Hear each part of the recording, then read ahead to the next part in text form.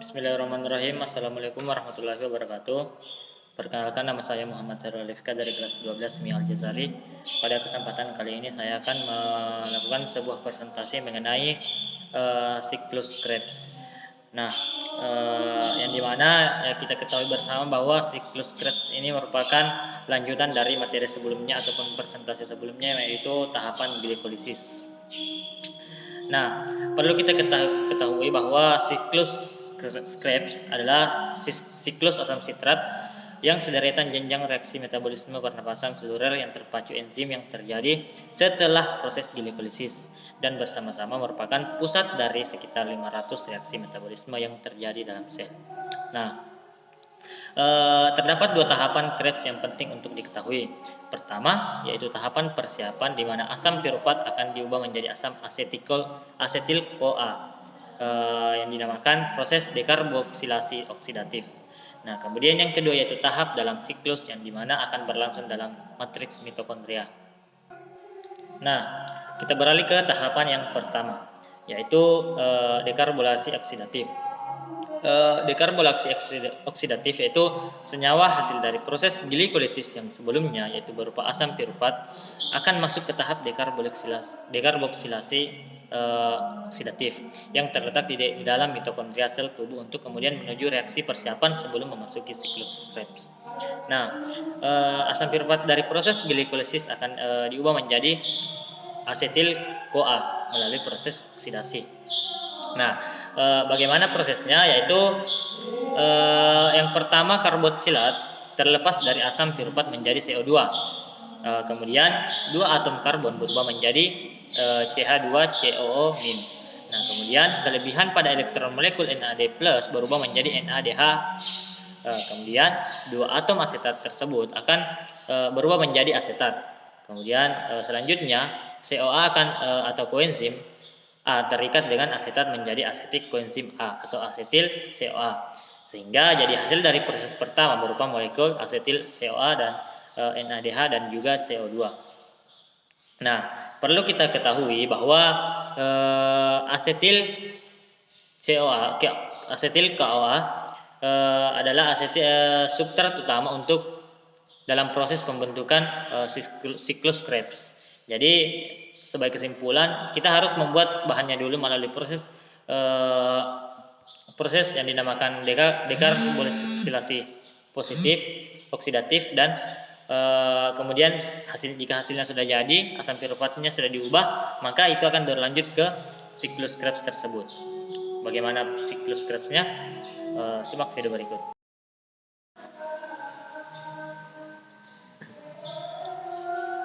Nah, ini merupakan siklus Krebs yang dimana pada tahap pertama itu ada dinamakan pembentukan sitrat.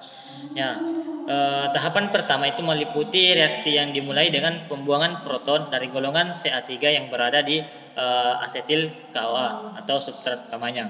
Nah, kemudian terjadi perubahan bentuk CH2- yang bermuatan negatif. Kemudian gugus berkaitan dengan karbonil atau C sama dengan O dari oksoleasetat. Nah, kemudian proses CoA hilang melalui hidrolis. Nah, kemudian hilangnya proses CoA tersebut dapat membuat reaksi kuat menuju ke arah kanan seperti pada gambar di samping. Kemudian pada tahap kedua yaitu dinamakan isositrat, yang dimana terjadinya perubahan pada isomerisasi sifat yang kemudian menjadi isositrat, dan perubahan tersebut terbantu oleh enzim akonitase. Nah, bagaimana prosesnya? Itu dimulai dari air pertama kali terbuang, kemudian air bertambah kembali sehingga terjadi pemindahan gugus hidrosil dari satu atom karbon ke atom karbon lainnya yang berada di sebelah, sehingga proses perubahan yang terbantu oleh enzim akonitase ini akan menjadi reaksi untuk menuju ke tahapan siklus asam sitrat selanjutnya atau tahapan yang ketiga. Nah, pada tahap selanjutnya yaitu tahap ketiga dinamakan isositrat dehidrogenase, yang dimana sebuah proses oksidasi yang pertama kali dalam siklus Krebs adalah tahapan isositrat dehidrogenase. Tahapan-tahapannya itu meliputi perubahan. Yang pertama itu perubahan grup karbonil terjadi karena atom karbon yang membawa gugus hidrosil dari tahapan sebelumnya yang tadi. Kemudian molekul yang berkaitan dengan enzim akan melepaskan CO2 dan setelah itu molekul terlepaskan. Jadi molekul yang lepas dari enzim itu di sini berupa enzim dehidrogenase yang akan menghasilkan ketoglutarat seperti pada gambar di samping saya. Kemudian tahap selanjutnya itu tahap keempat atau subnisil CoA, yang dimana terjadi pada ketoglutarat akan menghasilkan subnisil CoA. Berdasarkan ilustrasi tersebut atau ilustrasi pada gambar di samping saya, proses ini oksidasi yang kedua ini terjadi karena enzim ketoglutarat dehidrogenase yang menghasilkan NADH CO2 dengan ikatan tioster berenergi tinggi dengan CoA. Sehingga selama proses oksidasi terjadi NAD+ akan menerima reduksi menjadi NADH plus H+, seperti pada gambar di samping saya.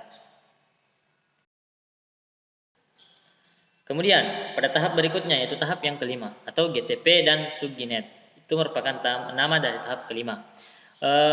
Pada tahap ini diubah menjadi subnisat yang tergambar pada di samping, yang dimana reaksi fosforisasinya itu terjadi dalam 5 tahapan-tahapan berikut, seperti molekul fosfat pada daerah sekitar menjadi pengganti CoA, kemudian menghasilkan energi tinggi berupa subnisat. Nah, kemudian fosfat melakukan perpindahan ke GDP, sehingga dari tersebut menghasilkanlah sebuah GTP.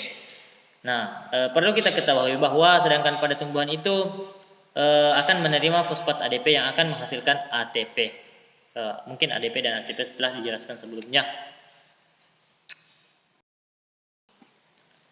Nah, kemudian tahap 6, fumarat atau suksinat dari proses atau tahapan siklus sebelumnya. Teroksidasi yang menjadi fumarat. Bisa dilihat tahapannya pada gambar.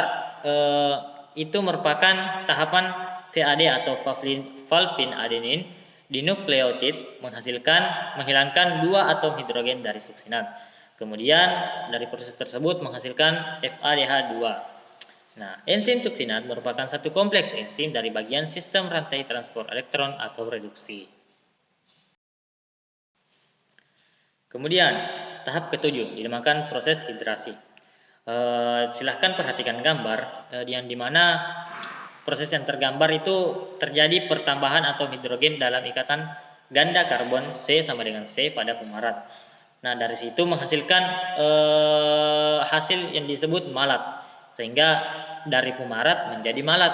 Akibat reaksi ini bertambahnya air fumarat, maka gugus hidroksil ditambah yang dapat menghasilkan malat. Nah, yang terakhir tahap ke-8 atau regenerasi oksaloasetat. Dilihat dari gambar, ini merupakan tahap terakhir pada siklus asam sitrat yang merupakan regenerasi oksaloasetat yang terjadi karena pengubahan malat melalui enzim malat dehidrogenase tersebut. Oksaloasetat bekerja dengan cara menangkap asetil CoA yang akan menyebabkan siklus ini dapat terus terjadi. Maksudnya yaitu siklus ini dapat terus terjadi atau secara berulang-ulang. Nah, yang dimana hasil dari tahapan terakhir ini yaitu siklus sitrat ini adalah NADH, menghasilkan NADH.